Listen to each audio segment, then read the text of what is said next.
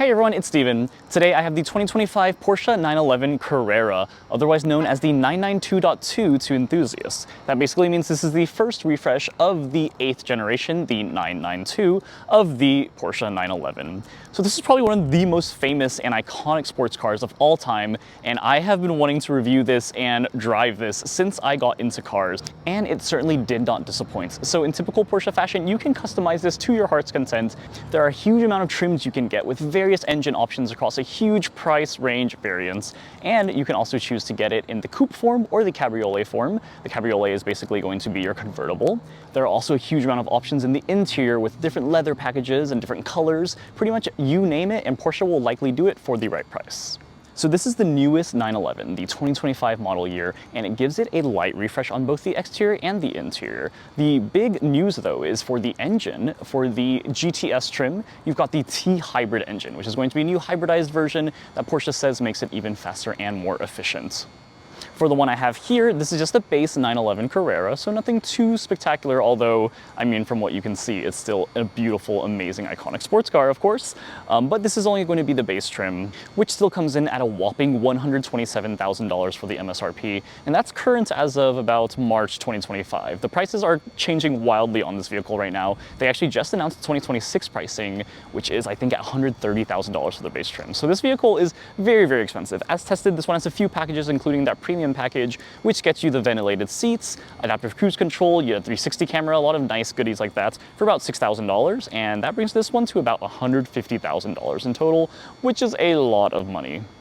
For the 2025 model year, that refresh does get you some new styling elements on the exterior, but honestly, you probably can't really tell the difference unless you are a super huge Porsche enthusiast. This iconic, front and the rear have kind of stayed the same throughout this entire past few generations, and even for the 8th generation, it debuted back in 2020, but it still looks very modern, right? This vehicle certainly has that timeless design.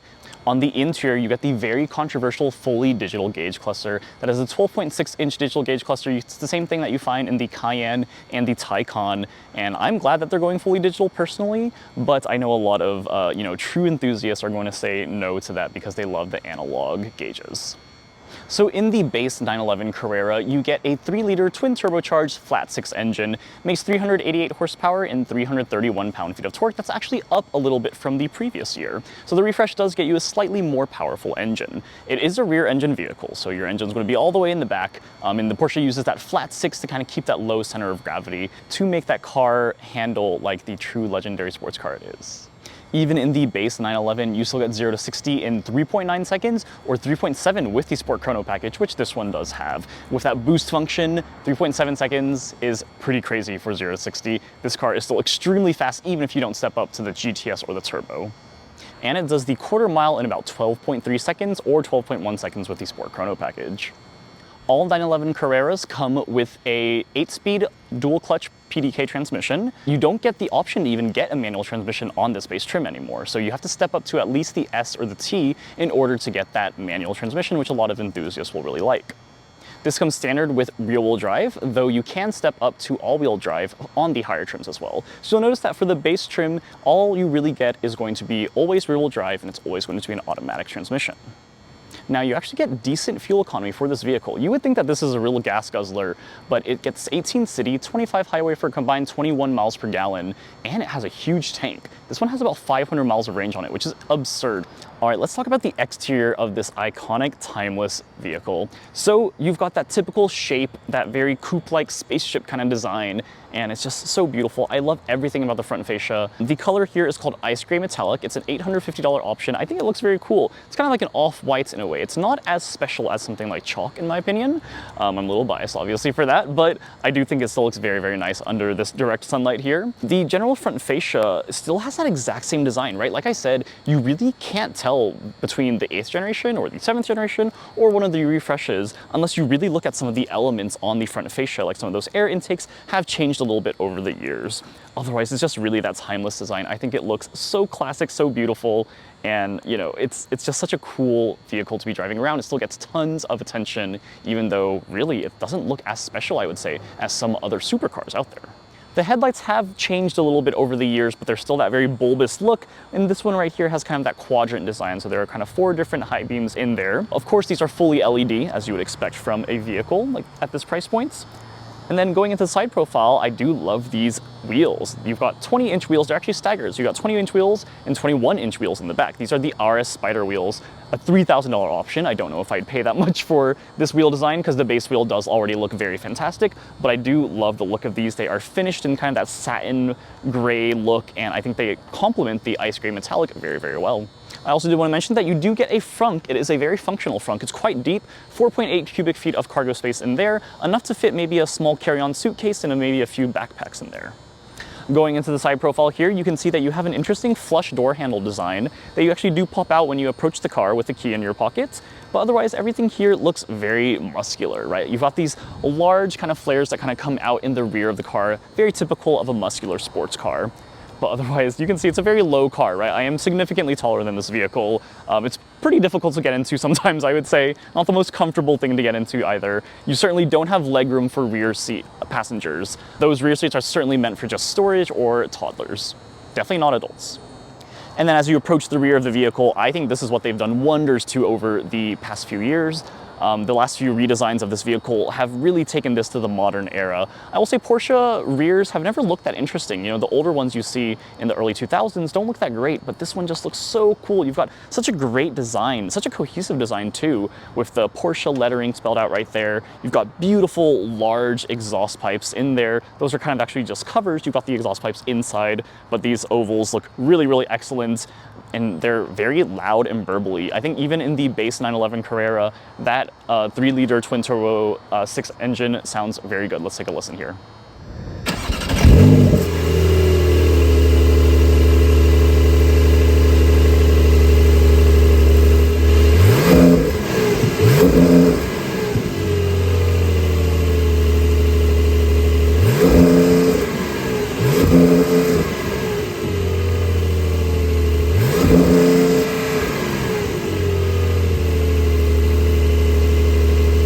So since this is a rear engine vehicle, you don't have a trunk here. So unfortunately there's no storage right here, but you can actually open this little cover right here and take a look actually inside the engine, which is super cool. You can kind of see it spinning.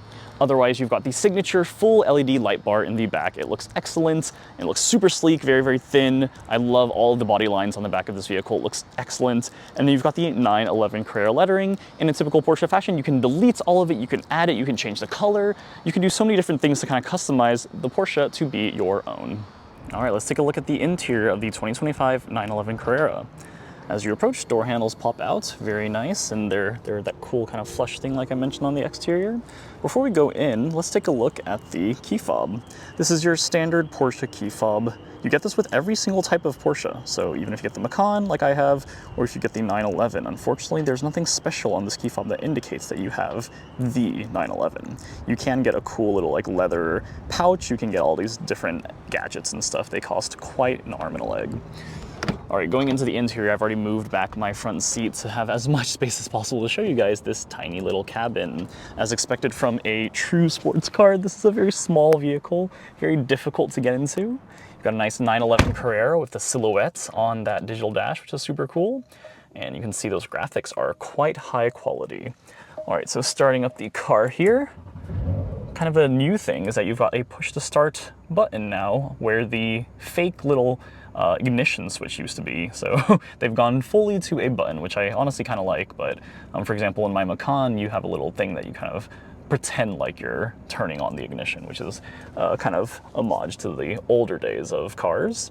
So those of you who are familiar with how Porsche does a bespoke model for their vehicles, you can really option it out like crazy, right? The base vehicle starts at about $130,000 now, which is ridiculous.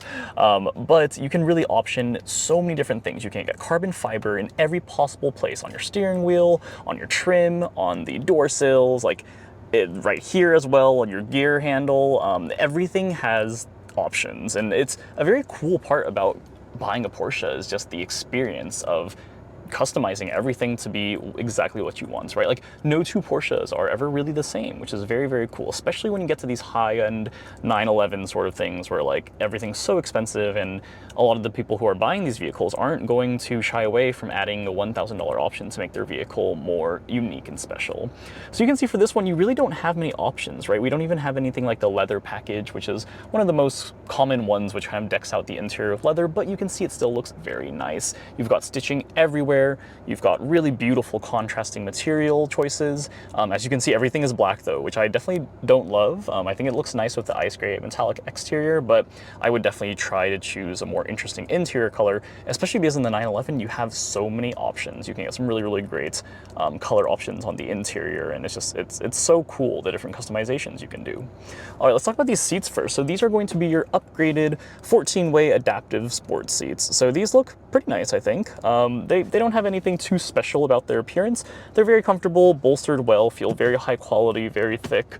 And yeah, just in typical Porsche fashion, they are extremely comfortable, great for long car rides and stuff like that. This vehicle is actually a shockingly nice, comfortable cruiser. Obviously not going to be as floaty as any of those large executive sedans like the BMW 7 Series, for example, or the Panamera. But it's still going to be a pretty comfortable ride, considering this is a sports car that competes with things like the Corvette, which is probably not the most comfortable thing, although the recent CA1 has been pretty nice. So otherwise, like I said, you've got a lot of beautiful stitching throughout the entire cabin. These seats, like I said, are 14-way adjustable. Both the driver and passenger have power adjustability, which is pretty nice. You have lumbar support, you have a thigh rest that you can extend. So really all the options, all the comfort options that you would expect from a high-end six-figure vehicle. Into the door panels, they're quite nice. A lot of contrasting material. I really love this material right here. It's along the entire dash trim as well. It's not the most interesting thing, but it feels good and it kind of gives it a nice contrast look. You'll also notice that like these beautiful buttons all throughout the cabin have this nice finish on them, this nice trim texture, and it's it seems very, very fancy. That's probably one of the areas where it feels like this cabin is a bit more elegant than your typical luxury vehicles. You've got a Bose surround sound system here. This is the upgraded Bose system. So you have a base Bose system, you have the upgraded one that comes with the premium package, and then you've got the high-end Burmeister sound system, which I actually have in my Macan GTS and I absolutely love. So for a vehicle this small, honestly, I kind of wonder if the higher end sound systems wouldn't be that worth it, but I will say this Bose upgraded sound system is adequate. I don't think anyone will mind getting it, especially with the premium package, which gives you tons of goodies like the 360 surround camera, ventilated seats, and some other nice things like adaptive cruise control, lane change assist, which is basically their blind spot monitors, and some of those things that you really would expect to come standard in a vehicle at this price range. So you do get blind spot monitors with that package. The 360 camera looks very good, very, very high quality. But it is just kind of ridiculous that those don't come standard in a vehicle at this price point, right? This is about $150,000, and this is only the base entry-level trim. So you can imagine, like, these vehicles get extraordinarily expensive, and to not have some of those feature standards feels like a slap in your face, but anyone who buys a Porsche just gets it, right? Like, if you've been looking at Porsches for a while, this is just kind of how they do their pricing, and they still sell. So clearly it's still a winning formula. All right, let's go into the driver's side right here. So you've got this beautiful Porsche steering wheel. I really love their steering wheels. I honestly did not like them at first, but they're very nice, very thin. They feel really high quality, very like easy to kind of use, and just like they don't feel cheap. Like I feel like some other luxury vehicles, they actually feel a little cheap. They're just like very large and like plush, but this one actually feels like a true sports car. You've got this beautiful drive mode dial right here. This is part of the Sport Chrono package, and you can press that for a little boost. And then you can change your drive modes here as well. You've got a few different options here: Sport, Sport Plus, Wet, and then Normal. So you can see the exhaust does change sound when you go to Sport mode. It kind of opens up those exhaust valves, makes it sound much more glorious. Otherwise, this is going to be your typical Porsche steering wheel. You've got all of your basic functions right here. You'll notice in typical Porsche fashion, you don't have a reverse track button, so you can only skip. You can program this diamond though to be previous track, but I think a lot of people want to program it to either turn off the auto stop start engine or the 360 surround view camera. That's what I usually have that one on. But yeah, so you have a few different options. And then here you've got the configuration options for your digital gauge cluster here. So this is going to be a new 12.6-inch digital gauge cluster that they are now using in the 911. Very controversial because some people really love having the old-fashioned gauges, but this one does have options. You can kind of make it, you can change how you want it to display basically. You have a few different cool options. This is your typical 5-gauge display. And then you can go through the other options, which all look pretty cool. The map is very high quality. These graphics look excellent. So Porsche's clearly invested quite well in their technology, because I think that's been an area that Porsche really has been lacking in. Like, honestly, if you look at my review of the 2021 Cayman I had a few years ago, it feels like it's from a different decade, honestly, than this vehicle. This technology is very impressive. I think especially with the Taycan and the Macan EV, they've done a really good job integrating that technology. And like the Volkswagen Group definitely has the technology, right? Audi's always been a leader in that area, except as of late, honestly. But yeah, so this screen looks good. Quite customizable, not too interesting aside from that. You do have your adaptive cruise control functions and a little stalk right here.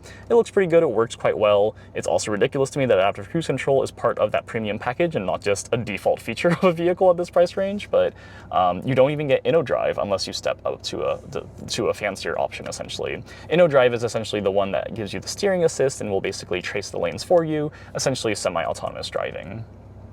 No heads-up display is available in the 911, which has also been a very controversial subject for a while. A lot of people do aftermarket ones and stuff like that, but yeah, Porsche has just never offered a heads-up display in their 911, which is always kind of an interesting thing because I really think it would be quite helpful.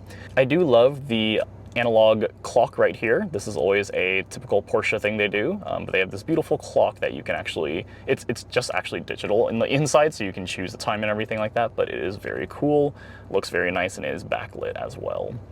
All right, going into the screen right here, this is a relatively small screen. This is going to be your 10.9-inch touchscreen. This runs the Porsche Control Management PCM infotainment system. It's not the greatest system in the world, but it's miles better than their previous system. Look at how snappy these graphics are. Very iPhone-like, very smooth. You've got a ton of different things for the 911. You can check things like your torque. You can choose your sport chrono routes and things like that, so you can do timings. You've got pretty much all your settings in one place, which I do like. Some of your vehicle settings are going to be in this other vehicle menu, so not the most intuitive thing. I usually uncheck start-stop because that is annoying, especially in a performance vehicle like this. You can also just choose sport mode, and that will automatically disable the start-stop. You can extend your spoiler right here, and you get some cool graphics that kind of show it happening, which I think is very neat. But yeah, so you can tell this system is quite good. In general, it is very fast. The graphics are crisp. And in general, it is just a good responsive system, much better than before. You get wireless Apple CarPlay, wireless Android Auto. Those are standard now, which is very nice. It's been a long time coming. They look good. They fill up the whole screen here. Looks much better than my Macan GTS, where it only fills up 3/4 of the screen. So Porsche has done a good job with that. You don't have an option to get the passenger side display that you get in some of the larger vehicles like the Panamera and the Cayenne and the Taycan. But honestly, in this vehicle, it's really going to be much of a driver-centric vehicle, right? This is for the driver. This is not really for your passengers. And we'll talk a little bit about that right here, right? So I think for your front passenger, they're going to feel pretty good. Your rear passengers are not going to have too much room, but I do love the flexibility of having that rear seat option in case you do want to bring your toddlers or something like that. You can put, pet carriers back there. You can put groceries, tons of different options for things you can throw back there. And the cool part is you can fold both of these seats. So you can see that they can be raised up like normal seats, although they're very small, so I would say seats. But very, very small seats, really not meant for adults, definitely. But you can also lower them really quickly and put things like a backpack or even a suitcase or whatever you want to store back here. There actually is so much space back here, much more than you would expect for such a small vehicle. You of course also have that 4.8 cubic feet frunk at the very front of the car, so extra storage. So it's actually a relatively practical sports car, way more storage options than the Corvette had. Now finally going through the center stack right here, this part looks very nice, looks much better than other Porsches. If you've seen other Porsche products, they've been kind of notorious for putting these, ridiculous amount of buttons on this side here. So luckily they really cleaned this up here in the 911 refresh here in the 2025 model year. You still have these beautiful, easy to reach buttons that change your different sport driving enhancements, I would say, your driving dynamics. You've got your suspension, you've got your height, and your exhaust. So that is always going to be a fun one to kind of enable. And you'll notice the cool thing is it lights up when you touch that. So very, very cool right there. All of your AC controls are right here. I will say the sync button is not here, which I thought was very weird. So you have to actually go into a menu to do that, which is a little unfortunate. But you've got a nice little gear shift right here. It works well, super easy, and you've got that same nice texture on the top. You can easily put it in manual mode, and this is the only place in the vehicle that it really tells you it's a 911. You do see that in your door sill as well, though, so you know you're getting into a special car when you see 911 Carrera, right? You've got your ventilated and heated seats right here as well, so those are very, very nice, easy to click. 3 levels, all really nice. You've got that same texture right here, and this is going to be your interesting area where you can actually choose what you want to put in here. So right now I've got the cup holder add-on, but you can remove it and basically throw other things in there. Kind of a neat storage solution. If you're wondering where another cup holder is, because that's only one, you have a second cup holder on the passenger side here. Pretty cool. But you actually don't have 2, which is interesting because the Cayman I drove, the 2021, has one right here, but this one doesn't have that. Overall, I think the cabin is a very nice place to be, but I don't think it's nearly as extravagant as the $150,000 price tag would suggest, right? I think it's one of those things where, like, if you're getting into this expecting the cabin of an S-Class or a 7 Series, it's really not going to be at that same level. It's not going to blow you away, unless you maybe option it with like $30,000 of equipment. The interior can feel a little lackluster compared to the price tag, but at the same time, that's because Porsche is focusing so much on the driving experience, the dynamics. That's really what they want this car to be known for, and it is known for. I did also want to mention that you don't have a sunroof in this vehicle, which I really, really don't like because I love sunroofs. I really think they're a great way to see more, make the cabin feel a bit more airy, and this one doesn't have a sunroof. You can get one though, it is an option. You do have ambient lighting in this vehicle though, and it looks pretty nice, but not going to be nearly as interesting as some of the other German competitors. I do love that you've got that dynamic choice though, so it adjusts with the album art, which I absolutely love. And last thing I want to point out is next to the driver here, you have 2 quick buttons to open the, well, not really a trunk, but you can look at the engine in the back, which is really cool. And then this is going to be to open your frunk.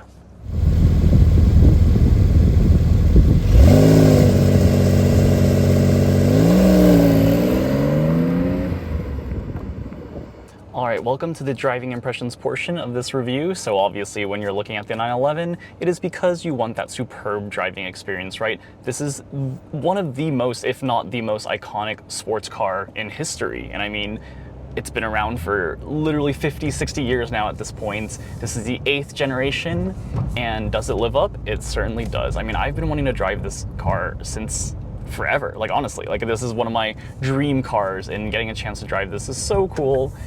At the end of the day, this is Porsche at its best, right? Completely stripped back and just doing a pure sports car. I remember when Porsche first announced the Cayenne, how ridiculous that was that Porsche was making an SUV, right? But, you know, you can't count Porsche out because they always do great things, right? Every single car they make is pretty much a hit, I would say. They inject that sort of DNA, that amazing suspension tuning, the chassis, the engine, the transmission, all of it just works and it feels impeccable to drive. It's just so good at what it does. And if that's what you want and you're able to spend the money for it, then like, what else are you going to get, right? Like there's the M4, which comes in way cheaper than this. There's the C8 Corvette, way cheaper than this. And none of it is going to get you that legendary experience of this 911. And just kind of a timeless classic vibe. I think that's what Porsche does really well, especially with the 911, is that timeless vibe, which is why it's really interesting and kind of contrasts this with the Taycan, which is clearly trying to be more of a modern vehicle, a modern EV that they want to stick around for a while. And I mean, the Taycan looks amazing on the outside, but you know, the interior, I feel like you can kind of tell it's not really up to snuff compared to some of its competitors, especially at the same price points. And I think any chance you get to rev the vehicle, you're going to want to. This is only in normal mode, comfort mode, essentially.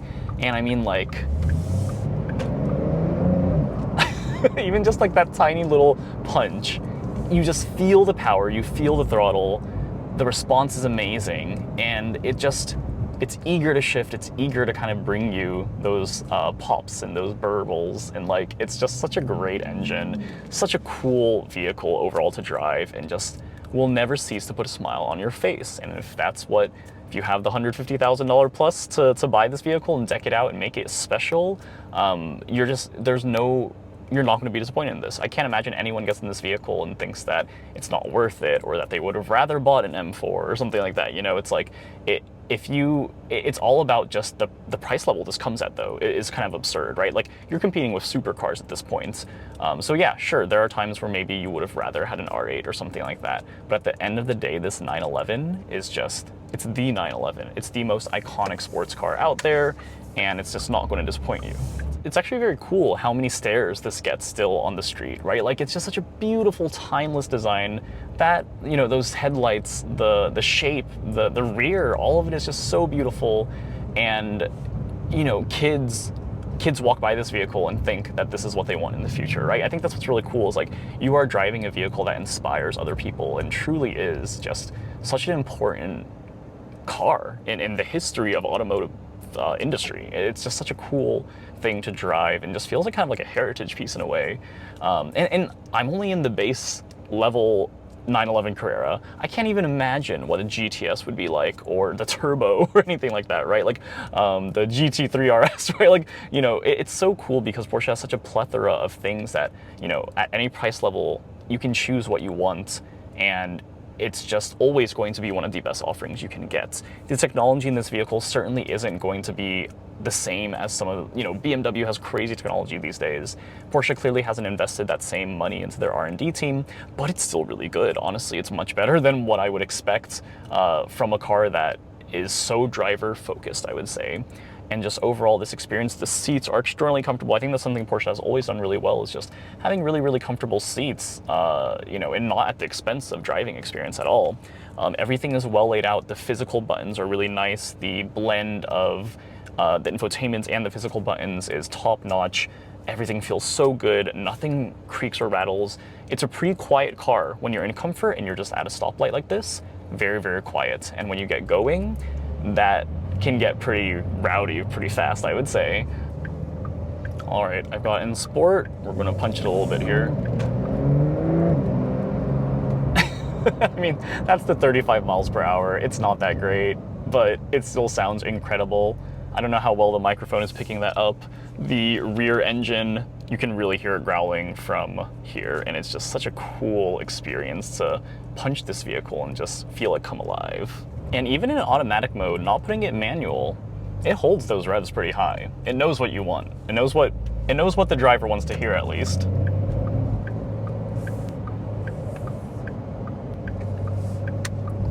Turns are effortless. Braking feels great. It's just this experience, truly mind-blowing. And if you want to check out some of my other reviews, you can click up here, subscribe down here for more content, and I will see you guys in the next review. Thanks, everyone. Bye.